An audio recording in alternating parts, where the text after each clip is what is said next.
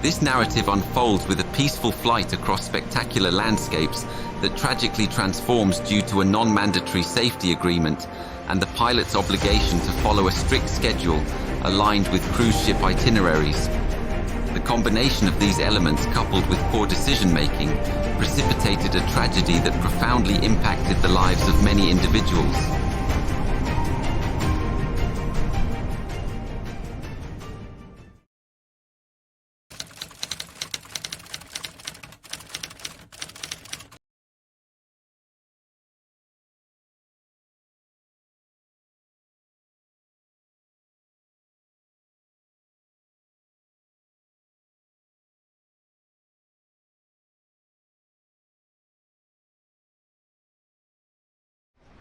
It is 6 a.m. on a Thursday morning in Ketchikan, Alaska. A Southeast Aviation pilot is preparing for a demanding day of flying ahead. Today's schedule includes 2 tourist flights into the Misty Fjords National Monument Wilderness and another flight to pick up passengers and cargo in Haida, situated approximately 65 nautical miles to the northeast of Ketchikan. At 6:30, the pilot, together with the owner of Southeast Aviation, reviewed weather information from weather cameras, 4Flight and the Windy website, concluding that the weather was decent. The pilot was observed performing a pre-flight inspection, and the airplane, a de Havilland DHC-2 Beaver Mark I, was refueled on the pilot's request. Soon after, the passengers boarded and the airplane taxied through the harbor to the designated waterway.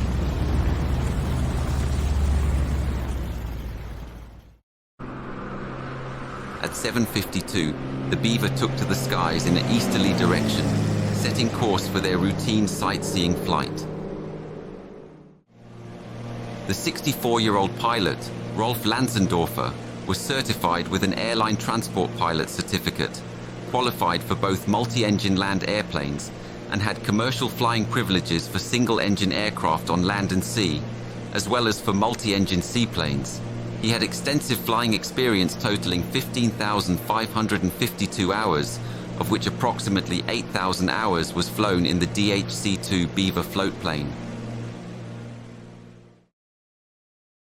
Federal Aviation Administration records reveal, less than a month before on July 9th, the pilot had an accident involving another DHC-2 under the same operator in Kaufman Cove, located 55 nautical miles to the northwest of Ketchikan. In haste, due to a tight flight schedule, the pilot skipped taxiing into the channel to clear his takeoff, only noticing a marine buoy when the plane was already accelerating for its takeoff run. Attempting to fly over it, the plane's front spreader bar hit the buoy, causing the aircraft to nosedive into the water and sink. The pilot was unharmed, but the airplane suffered substantial damage.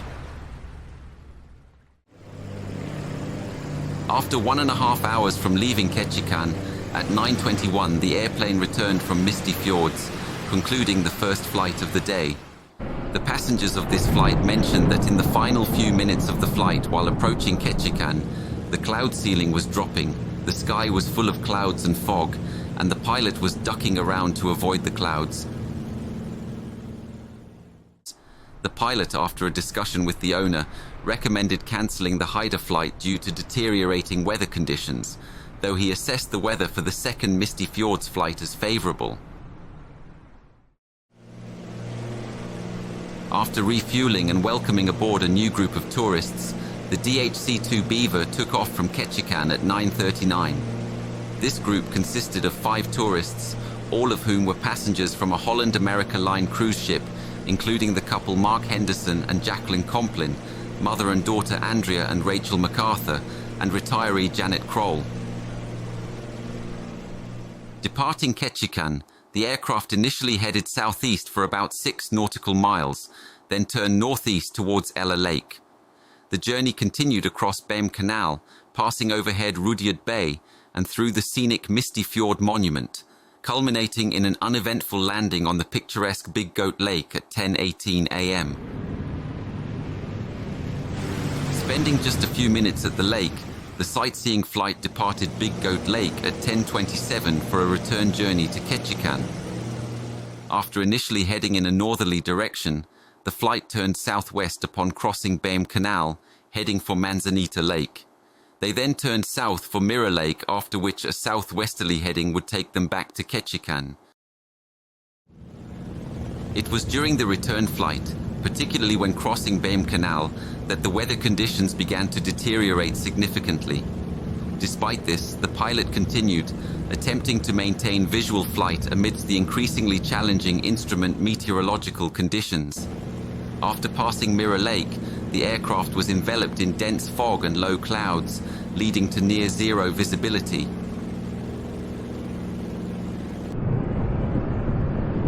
This situation placed the pilot and passengers in a perilous position as they navigated through the steep and mountainous terrain, ultimately leading to a profound tragedy.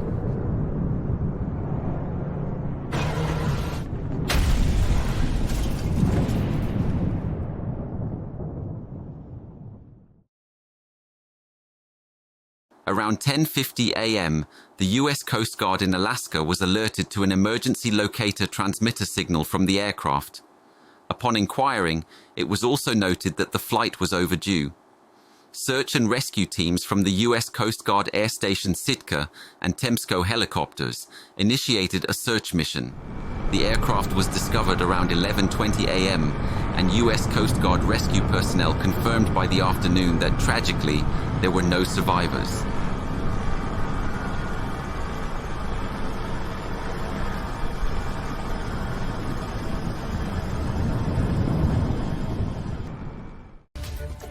Another breaking story that we are following this hour, tragedy in southeast Alaska. 6 people were killed when their sightseeing plane crashed. That plane with the pilot and 5 passengers on board, it was found near Ketchikan this afternoon. All 5 passengers were from a Holland America cruise that left Seattle on Saturday. The cruise line says that plane involved is not affiliated with the company and was independently operated by Southeast Aviation in Alaska. The NTSB promptly initiated an investigation into the tragic accident. Throughout this process, vital evidence was uncovered, significantly contributing to understanding the circumstances surrounding the accident flight. This evidence notably included photos taken by passengers mid-flight and footage from webcams along the route, which were pivotal in reconstructing the events leading up to the fatal crash. A passenger aboard the ill-fated flight captured a photograph before takeoff, presenting a view from the airplane's left side. This image featured raindrops on the window, offering a glimpse into the weather conditions at the time of departure. At 9:48, 9 minutes after departing from Ketchikan, 2 photographs were captured from the aircraft. These images, taken within the vicinity of Carroll Inlet and California Cove, distinctly revealed the adverse weather conditions the flight encountered. 2 minutes later, an additional image was captured from the aircraft, showcasing Bruin Point. This photo continued to highlight the challenging weather conditions. At 10:41, an image was taken from the left side of the airplane, showcasing Bem Canal and offering a view towards the southwest. Shortly after, another picture was taken as the aircraft made its way across Bem Canal, continuing its flight in a westerly direction. At 10:47, photographs were taken from both sides of the aircraft. The image from the right side showcased Mirror Lake, while the one from the left side revealed Ella Lake. These images made it clear that the weather conditions were deteriorating, with visibility significantly reduced, indicating the challenging environment the flight was navigating through at that time. At 10:48, the final photograph was captured by a passenger from the aircraft's left side, showcasing the terrain between Mirror Lake and Big Lake. This image indicates the plane's imminent envelopment by low clouds and fog, highlighting the severe and worsening weather conditions. Tragically, just 2 minutes after this photograph was taken, the aircraft collided with the densely forested mountainous terrain.